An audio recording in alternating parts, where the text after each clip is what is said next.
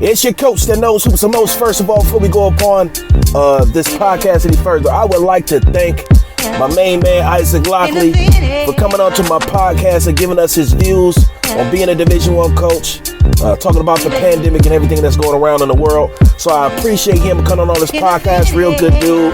Coaches at IUPUI. I'm telling you right now, if you need to know any information about any kid in Indy, coaches, you need to hit him up, like straight up. You know about them all. Transfers, D2, D1, he's got them all. So I just want to thank my guy for coming on to this podcast.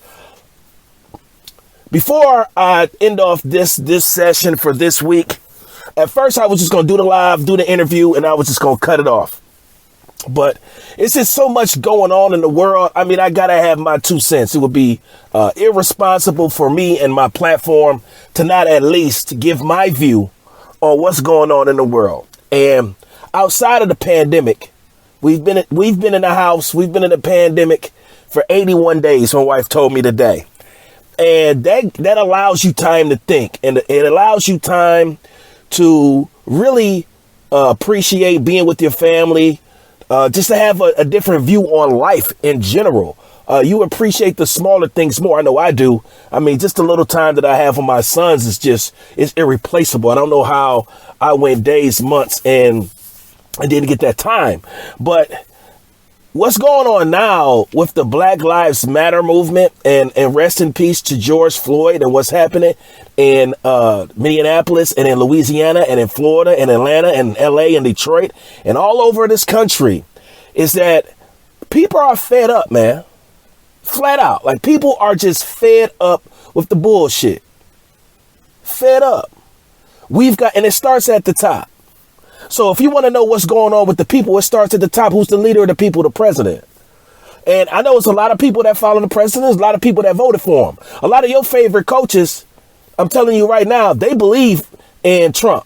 They might not tell you to their face, but behind closed doors, they're Trump supporters. They are. I mean, he got into office, so he had to get enough votes. Somebody voted for him. So trust me, you will see those people to be like, there's certain things I really don't like what he does, but he does do X, Y. Okay, all right, you're a Trump supporter. That's cool. I'm not. And I don't really get on a political rant, but I'm just drawing my line in the sand. I'm not a Trump supporter. I'm not. But when you look at the top, it trickles down, man. This has nothing to do. Well, it does have. I was gonna say it has nothing to do with George Floyd, but it does. It does, because if you arrest those officers immediately, and you charge the one with his neck, with his knee on his neck, you charge him for first-degree murder, and the other 3 with contempt. We don't have riots going on, but it's kind of like the school shootings. The police have been harassing blacks for decades. They've been killing blacks for decades. And I know people use the term African American. I'm just going to say black. That's just how I am. You can choose to do what you do with it. But black people, because Black Lives Matter. They don't say African American lives matter. They say Black Lives Matter. So, look, they've been killing black people for years, the police. And that's why when when we speak up about it, it didn't have enough of a voice. So something else had to happen. We couldn't just speak up about it.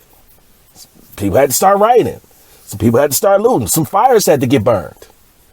I'm not condoning the looting. I'm not condoning the violence. I'm not.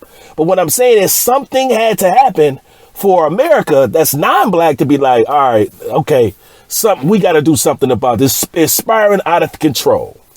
And that's my take on it, is basically, I appreciate now that more people are celebrities are starting to speak up. You're getting, people that are non-black that are starting to join the force and to join the movement. Because when Colin Kaepernick took a knee, you just thought it was about the flag. It was never about the flag. It was never about disrespecting America or the flag. It was all about social injustice. It was all about police brutality. And it was all about black people getting killed, particularly men, by the police. I could run off the names.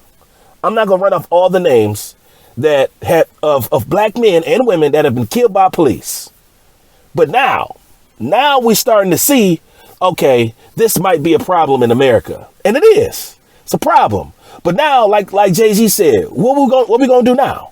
We can't just kneel. They don't want us to kneel. They don't want us to do nothing peacefully. What we gonna do now? And that's what you see happening in LA. You see what's happening in Atlanta and all these other places. The people that are fed up. Now, what I don't enjoy to see is that our people that are not about the movement just burning and looting and taking advantage of the situation. I'm not cool with that. I'm not. However, something has to be done. So I like what Lloyd Pierce is doing, the head coach for the Atlanta Hawks.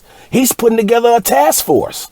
Say, you know what? Let me pull my coach together in the NBA. Let's get a committee together and let's see how we can change with a reform, how we can put people together to create change.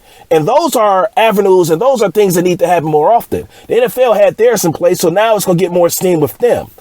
You're probably going to see something in the NHL or in the LB, but those aren't the sports that matter. Football and basketball matter. And I'm glad to see that they're putting committees together to change reform, because what is going on in the world is crazy. Like I was working out last night. True story. My wife was like, aren't you afraid to go running at night? And I was like, no, I'm cool. I'm straight. Like, we live in a nice neighborhood. I shouldn't be scared. And then I got to running and I got to thinking, damn, like, I got a little nervous. Like, I really did. Like, I got nervous. All I wanted to do was go outside and run 3 miles. But that's probably the same thing that Ahmaud Arbery wanted to do. He wanted to just go out and run a couple miles and work out. And in the back of my mind, all I could think was, damn, I hope somebody don't hop out and something happened to me when all I want to do was work out.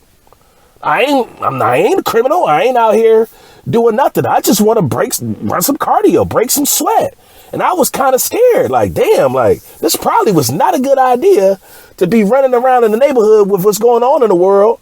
Even though it's a nice neighborhood, that's probably wasn't a great idea. That probably wasn't a great thing to do.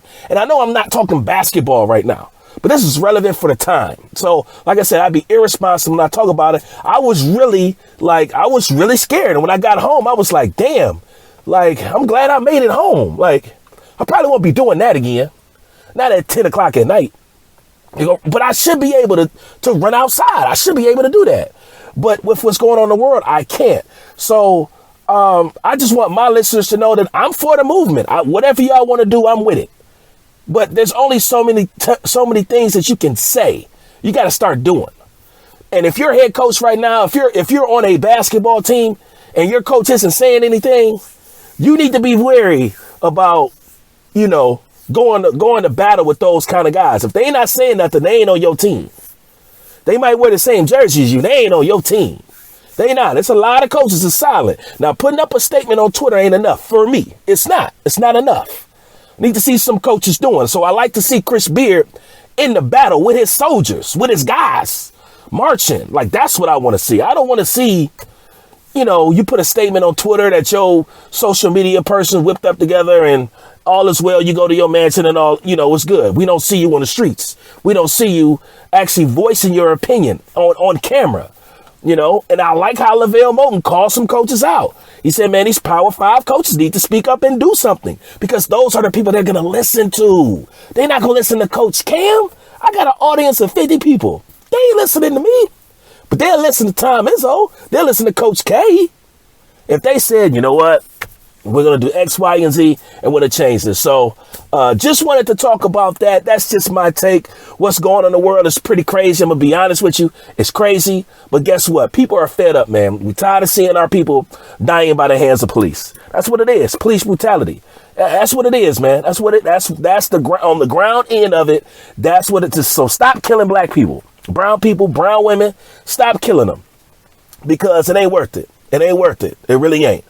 It really ain't. And I would like to see some action now. I would like to see some action. I would like to see some athletes, some coaches get together and start changing reform for this police brutality, because it's gotten out of hand. So now now the president of the free world is basically telling you, it's basically martial law now. And you got to move. You're going to do what we say you're going to do. We're going to shoot rubber bullets at you. And it's gotten out of hand. But don't forget the issue. They want to talk about the riot and the looting. Talk about the real issue. Talk about the police killing all these black men and black women and brown women. That's the issue. And how can we get that to stop? And once we get that to stop, then we can move on. So like I said, I didn't want to go on a whole episode about what's going on. Just wanted to let you guys know how I feel about the situation. Would like to see more coaches get involved, show their faces, get on the ground, start marching, and let's change the reform, man. Let's change the world. And on that note, it's your coach that knows hoops the most. We wrapping up this episode 17, still in the quarantine, part 5. And you know what it is, man. It's your coach that knows hoops the most, and I'ma holla at y'all, man. Peace. She's that dude, too cool, so smooth with the hoop news. Every week we talking hoops, this is season 2. So buckle up for this ride, it's what you need to do. Cause we talking hoops, yeah.